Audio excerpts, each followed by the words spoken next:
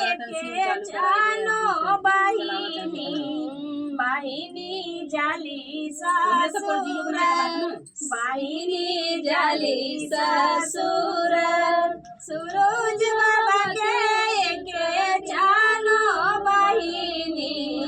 बहिनी जाली ससुर बहिनी जाली ससुर के रे दिहले जिरवा खोइछा धमासाता जाय खोइछा धमासाता जाय के रे दिहले परल सुगावा पढ़ाईता जाय सुगवा पढ़ाईता जाय के रे दिहले देनु गैया हकारता जाय गैया हकारता जाय के रे दिहले लाली चुनरी चमकता जाय चुनरी चमकता जाय बाबा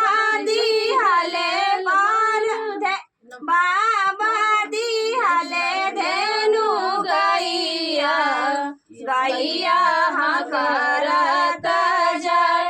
गैया हकारता जाय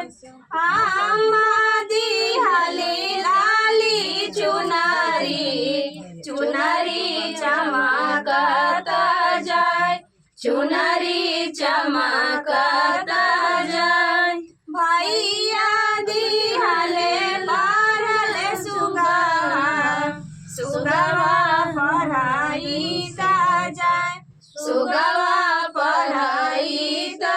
जाय भाभी दिहले जिरवा खोइछा धमासाता जाय खोइछा धमासाता जाय।